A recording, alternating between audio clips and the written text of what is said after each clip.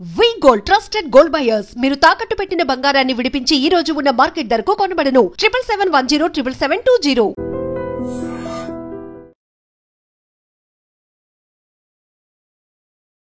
Welcome to iDream Media. So విమెన్లో heart attack ఈ మధ్యకాలంలో మనం ఎక్కువగా వింటూ ఉన్నాము. జనరల్గా కూడా విమెన్ చాలా ప్రొటెక్టివ్గా ఉంటారు, వాళ్ళ హార్మోన్స్ వాళ్ళని ప్రొటెక్ట్ చేస్తాయి ఇలా చెప్తూ ఉంటారు. కానీ ఈ మధ్యకాలంలోనే ఎందుకు హార్ట్ అటాక్ అనేది పెరిగింది, రాకుండా జాగ్రత్తలు ఏం తీసుకోవాలి, ట్రీట్మెంట్స్ అంటే ఏమున్నాయి, వివరాలు తెలుసుకుందాం. మనతో పాటు ప్రముఖ interventional cardiologist doctor Kiran Teja గారు ఉన్నారు. డాక్టర్ గారు నమస్తే అండి. నమస్తే. అంటే ఎప్పుడు చెప్తారు ఏంటంటే హార్ట్ అటాక్ అనేది ఎక్కువగా మేల్లోనే వస్తుంది, వాళ్ళ హార్మోన్స్ వాళ్ళని ప్రొటెక్ట్ చేస్తాయి విమెన్ని అని. కానీ ఎందుకు హార్ట్ అటాక్ వస్తుంది ఇప్పుడు కంపేర్ చేసినా కూడా మగవాళ్ళకే ఎక్కువగా ఉంటుంది ఆడవాళ్ళకంటే. ఇప్పుడు ఎందుకు మారిపోయింది అంటే లైఫ్ స్టైల్ చాలా మారిపోయింది. ఇదివరకు మగవారికి మాత్రమే ఉండే కొన్ని అలవాట్లు ఇప్పుడు ఆడవారికి కూడా ఉన్నాయి. స్ట్రెస్ కానీ, సిగరెట్ స్మోకింగ్ కానీ, ఆల్కహాల్ కన్సంప్షన్ కానీ ఇప్పుడు మగవారితో పాటు ఆడవాళ్ళు కూడా చేస్తున్నారు కాబట్టి కొద్దిగా పెరిగింది. బట్ ఇప్పుడు కూడా మీరు మగవారిని ఆడవాళ్ళని ఇద్దరిని కంపేర్ చేస్తే మగవాళ్ళకే ఎక్కువగా ఉంటుంది. ఎస్ట్రోజన్ అనే ఒక హార్మోన్ ఏదైతే ఆడవాళ్ళకు ఉందో అది ఆర్టరీ రక్తనాళాల్లో బ్లాక్ కాకుండా చాలా వరకు కాపాడుతుంది. అందుకే మీరు బాగా గమనిస్తే 45 ఏళ్ల వరకు యూజువల్ గా ఆడవాళ్ళకి గుండెపోటు రాదు, 45 ఏళ్ల తర్వాత చాలా ఎక్కువగా వస్తుంది. కానీ ఇది గమనించాలంటే రిస్క్ ఫ్యాక్టర్స్ ఏవైతే మనకు ఉంటాయో, అంటే ఫ్యామిలీ హిస్టరీ కానీ, షుగర్ కానీ, బీపీ కానీ, ఇందాక చెప్పినటువంటి అలవాట్లు కానీ, స్ట్రెస్ కానీ, ఇటువంటివి ఏమైనా ఎక్కువగా ఉన్నాయి అంటే 45 ఏళ్ల లోపు కూడా వచ్చే ఛాన్స్ ఉంది. కానీ మగవారితో పోలిస్తే తక్కువ. కానీ విమెన్ లో హార్ట్ అటాక్ వస్తే మెన్ కి వచ్చినట్లు లక్షణాలు ఏం తెలియవు అంటారు, అవునా డాక్టర్ గారు? మగవారికి యూజువల్ గా చాలా సివియర్ గా పెయిన్ అది వస్తుంది. ఆడవారికి సిమ్టమ్స్ కొంచెం వేరేలాగా ఉంటాయి. వాళ్ళకి ఆయాసం రావడం, బాగా వీక్నెస్ అనిపించడం, యాంగ్జైటీ లాగా అనిపించడం, ఇటువంటివి యూజువల్ గా ఉంటాయి. నొప్పి వచ్చినా డిస్కంఫర్ట్ అని చెప్తారు తప్పించి మగవారు చెప్పినట్టుగా భారంగా ఉంది అని యూజువల్ గా చెప్పరు. అసలు చెప్పరని కాదు, బట్ తక్కువగా చెప్తారు.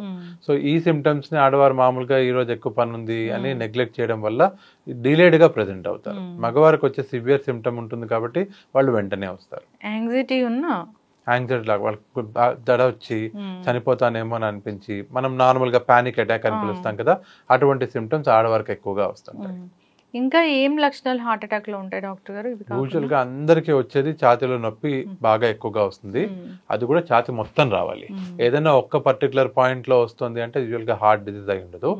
దాంతో పాటుగా చెమటలు రావడం, వామిటింగ్ వచ్చినట్టు అనిపించడం, ఇవి అందరికీ వచ్చే లక్షణాలు. ఎస్పెషల్లీ ఆడవాళ్ళ గురించి మాట్లాడుతున్నాం కాబట్టి వాళ్ళకి బాగా వీక్ గా అనిపించడం, గుండె బాగా దడ అనిపించడం, ఏమి పని చేయలేకపోవడం, నాజియా, వామిటింగ్ సెన్సేషన్స్ బాగా రావడం, ఇటువంటివి ఎక్కువగా ఉంటాయి. నాజియా వామిటింగ్ కూడా ఉంటుందా డాక్టర్? డెఫినెట్ గా ఉంటుంది. చాలా మంది నాజియా వామిటింగ్ ఉంటే అది గ్యాస్ట్రైటిస్ అనుకుంటా. ఓన్లీ నాజియా వామిటింగ్ ఉండదు, దాంతో పాటు అసోసియేటెడ్ ఆయాసం కానీ, చెమటలు పడడం కానీ ఉంటుంది.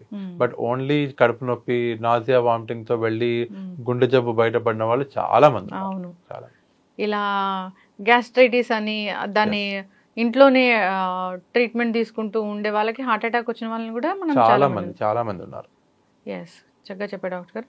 ఇప్పుడు ఉమెన్ తన హార్ట్ హెల్త్ బాగుంది లేదా తెలుసుకోవాలంటే ఎన్నాళ్ళకి ఒకసారి టెస్ట్లు చేయించుకోవాలి, ఏ ఏజ్ నుంచి చేయించుకోవాలి? 40 ఏళ్ళు పైబడిన ఉమెన్ అయినా మెన్ అయినా ఒకటే గైడ్ లైన్. సో 40 ఏళ్ళు పైబడిన వాళ్ళు సంవత్సరానికి ఒకసారి మొత్తం చెకప్ చేయించుకోవడం మంచిది, ఇంక్లూడింగ్ టీఎంటీ కుదిరితే. ఓకే. ఈసీజీ ఒకటి బాగుంటే? ఈసీజీ ఒక్కదాంతో యూజువల్ గా మనం ఏం చెప్పలేము. కొన్నిసార్లు ఈసీజీ నార్మల్ ఉండి, ఎక్కువ నార్మల్ ఉండి అయినా కానీ బ్లాక్ ఉండే వాళ్ళు చాలా మంది ఉంటారు.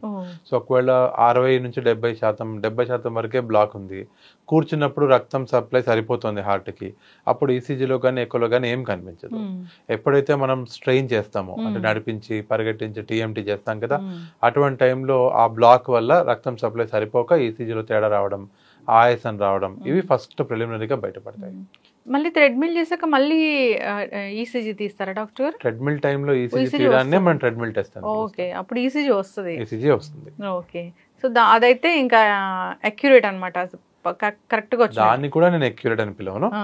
గోల్డ్ స్టాండర్డ్ ఏది అంటే ఎప్పుడైనా యాంజియోగ్రామే ఉంటుంది.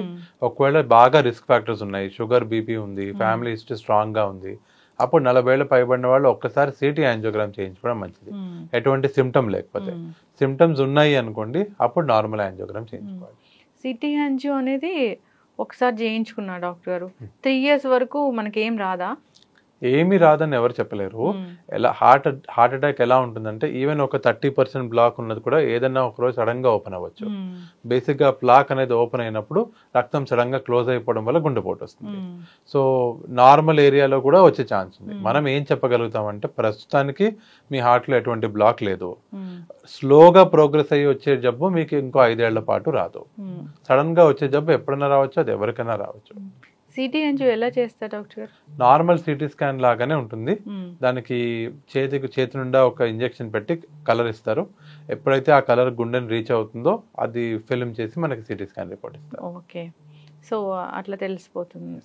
ఎవరికైనా బ్లాక్స్ ఉన్నాయని తెలిస్తే ఏం చేస్తారు డాక్టర్ గారు?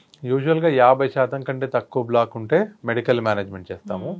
50 నుంచి 70 ఉన్నప్పుడు ఐదర్ సిమ్టమ్స్ ద్వారా కానీ స్ట్రెస్ చేసి కొన్ని టెస్టుల వల్ల కానీ నిజంగా రిక్వైర్మెంట్ ఉందా లేదా చూస్తాము. 70 పైబడిన వాళ్ళకి మాత్రం 70% కంటే ఎక్కువ ఉన్న వాళ్ళకి మాత్రం స్టెంట్ కానీ 1-2 ఉంటే, లేదు సింటాక్స్ స్కోర్ అని ఒక స్కోరింగ్ చేసి స్కోరింగ్ కనుక చాలా ఎక్కువ ఉంటే బైపాస్కి ఇస్తాము, తక్కువ ఉంటే స్టెంట్కి ఇస్తాము. ఓకే, కోవిడ్ తర్వాత ఈ గుండెకు సంబంధించిన వ్యాధులు ఎక్కువగా పెరిగిపోయాయి డాక్టర్ గారు, పెరిగిపోయాయా? డెఫినెట్గా ఎక్కువగానే ఉన్నాయి. సో జనరల్గా ఇప్పుడున్న లైఫ్ స్టైల్లో మీరు ఈ చేంజెస్ చేసుకోండి, ఖచ్చితంగా మీ హార్ట్ హెల్త్ కాపాడుకోండి అంటే ఏం చెప్తారు డాక్టర్? ఖచ్చితంగా ఫస్ట్ అయితే సిగరెట్ స్మోకింగ్ ఆపేయమని చెప్తాను. అది ఉన్న అన్ని రిస్క్ ఫ్యాక్టర్స్లోకి చాలా డేంజరస్ సిగరెట్ స్మోకింగ్. రెండోది ఈ మధ్య చాలా భారీగా పెరిగిపోతున్న స్ట్రెస్. ప్రతి వాడు ఎవరిని కదిలించినా నాకు స్ట్రెస్ ఉంది, చాలా స్ట్రెస్ ఉంది అంటే అంత స్ట్రెస్ఫుల్ గా ఉన్నప్పుడు ఖచ్చితంగా గుండె జబ్బులు వచ్చే ఛాన్స్ ఎక్కువ. సో రెండోది అది తగ్గించాలి. ఇంకా అందరికీ ఉండే ఆ 3 గుణాలు ఉన్నాయి కదా, షుగర్, బీపీ, కొలెస్ట్రాల్, దాన్ని కంట్రోల్ చేయాలి. పొద్దునే లేచి ఒక అరగంట సేపు వాకింగ్ చేయగలిగినప్పుడు, లేదు యోగా ఒకటి చేసి ఈ 3టిని కంట్రోల్ చేసుకుంటూ అలవాట్లు లేకుండా ఉంటే వచ్చే ఛాన్స్ చాలా తక్కువ. ఓకే, ఇప్పుడు చెప్తున్నారు ఏంటంటే ఈ హార్ట్ అటాక్ రిస్క్ పెరిగిన నేపథ్యంలో ఒక 3 టాబ్లెట్లు మీ ఇంట్లో ఉంచుకోండి, అది ఏదైనా డిస్కంఫర్ట్ అనిపించింది, మీకు హార్ట్ అటాకే వచ్చింది, డాక్టర్ దగ్గర వెళ్ళేలోపు ఈ టాబ్లెట్స్ వేసుకోండి అంటున్నారు. అవి ఏంటి, నిజంగానే తీసుకోవచ్చా? ఆస్పిరిన్ అనే టాబ్లెట్ యూజువల్గా అందరం ఇస్తాము, కానీ మనం యూజువల్గా వేసే ఎంట్రిక్ కోటెడ్ ఆస్పిరిన్ తినకూడదు. ఓరల్ మన డిస్పర్సిబుల్ డిస్ప్రిన్ అని వచ్చేది, అది వేసుకోవచ్చు. అది డెఫినెట్ గా హెల్ప్ చేస్తుంది. ఈ కొలెస్ట్రాల్ రెడ్యూసింగ్ డ్రగ్ ని మేము ఇస్తాం, స్టాటిన్ అని చెప్పి. మూడోది క్లోపిడోగ్రెల్ అని ఒక యాంటీప్లేట్లెట్ ఉంటుంది. ఈ 3 టాబ్లెట్లు వేసుకోవడం మంచిది. ఇది కాకుండా కొంతమంది సార్బిట్రేట్ వేసుకుంటాము అని చెప్తారు. ఈ సార్బిట్రేట్ తో వచ్చిన ప్రాబ్లం ఏంటంటే గుండెపోట్లు 2 రకాలు ఉంటాయి. ఒకటి గుండెకి ముందు వచ్చేది, ఒకటి గుండె కింద భాగం వచ్చేది. ఈ కింద భాగం వచ్చే గుండెపోటు ఏదైతే ఉందో దానివల్ల బీపీ చాలా లోగా ఉండి వస్తారు. ఈ సార్బిట్రేట్ పెట్టిన వెంటనే ఆ బీపీ ఇంకా తగ్గిపోయి పడిపోయే ఛాన్స్ ఉంటుంది. సో అన్లెస్ మనం యాంజియోగ్రామ్ చేసి బ్లాకేజెస్ ఉన్నాయి, సార్బిట్రేట్ వాడినని చెప్తే తప్ప యూజువల్ గా వాడకపోవడం మంచిది. పైగా దానివల్ల నొప్పి తగ్గుతుంది కాబట్టి గుండెపోటు వల్ల ఎఫెక్ట్ ఏం తగ్గదు. బట్ ఇందాక మాట్లాడిన ఆస్పిరిన్ కానీ, క్లోపిడోగ్రెల్ కానీ, అటార్వాస్టాటిన్ కానీ, ఈ 3 టాబ్లెట్లు ఏ డాక్టర్ గారు మీకు గుండె జబ్బు ఉందని కనిపెట్టినా వెంటనే వేసుకోమని చెప్తారు. దానివల్ల మార్టాలిటీ బెనిఫిట్ ఉంది. చక్కగా చెప్పారు డాక్టర్ గారు. సిపిఆర్ అనేది హార్ట్ అటాక్ వచ్చిన వాళ్ళకా లేకపోతే అన్కాన్షియస్ లో ఉన్న వాళ్ళకా? ఎప్పుడైనా సరే హార్ట్ స్టాండ్ స్టిల్ అయింది అంటే సిపిఆర్ చేయాలి. హార్ట్ అటాక్ వల్ల సడన్ కార్డియాక్ అరెస్ట్ వస్తుంది, కానీ అన్ని సడన్ కార్డియాక్ అరెస్ట్లు హార్ట్ అటాక్ వల్ల మాత్రమే రావు, వేరియస్ రీజన్స్ వల్ల వస్తాయి. సో దేని వల్ల వచ్చినా సిపిఆర్ స్టార్ట్ చేయాలి. ఓకే, చక్కగా చెప్పారు డాక్టర్ గారు. ఏ హాస్పిటల్లో మాకు తెలిసిన డాక్టర్ అక్కడ హాస్పిటల్లో ఉన్నాడు అక్కడ దాకా వెళ్ళడం అనే కన్నా ఏది దగ్గర ఉంటే ఆ సెంటర్కి వెళ్ళడం మంచిది. హార్ట్ అటాక్ నిజంగా గుండె నొప్పి బాగా వచ్చింది, దగ్గరున్న హాస్పిటల్కి వెళ్ళాలి. ఎందుకంటే టైమ్ ఈజ్ మజిల్ అని పిలుస్తాము. సో టైం కనుక మీరు తక్కువగా పెట్టి వెంటనే డాక్టర్ గారు గుండెపోటు వచ్చింది, దీనికి ఎమర్జెన్సీ యాంజియోగ్రామ్ చేయాలి అన్నప్పుడు వెంటనే చేయించుకోవాలి. వేరే డాక్టర్ గారి దగ్గరికి వెళ్ళడం అది చేయకూడదు. ఎలెక్టివ్ గా ఉండే అంటే నడిస్తే వచ్చే ఆయాసం కానీ, లేదు మెల్లగా నొప్పి ఉంది, లేదు బ్లాక్ 70% ఉంది, ఫ్లోయింగ్ ఉంది, అప్పుడు మీరు ఆగినా పర్వాలేదు. చక్కగా చెప్పారు డాక్టర్ గారు, చాలా చక్కటి ఇన్ఫర్మేషన్. జాగ్రత్తలు తీసుకోవాలి మీరు అన్నట్లు. ఈ ఆల్కహాల్, స్మోకింగ్ ఇలాంటివన్నీ కూడా ఖచ్చితంగా మానేయాల్సిందే. సో ఎందుకు ఉమెన్లో హార్ట్ అటాక్ రిస్క్ పెరిగింది ఇప్పుడు అంటే మీరు చెప్పారు, వాటిని జాగ్రత్తలు తీసుకోవాలని కోరుకున్నాం. చక్కటి ఇన్ఫర్మేషన్. ఏదైనా కొంచెం డిస్కంఫర్ట్ అనిపిస్తుంది, నొప్పి ఉంది, అదే గ్యాస్ట్రైటిస్ అని వీళ్ళకి తెలిసినా కానీ ఒకసారి డాక్టర్ని సంప్రదిస్తే మంచిది. గ్యాస్ట్రైటిస్ అయితే నో ప్రాబ్లం. చక్కటి ఇన్ఫర్మేషన్ అండి, ధన్యవాదాలు.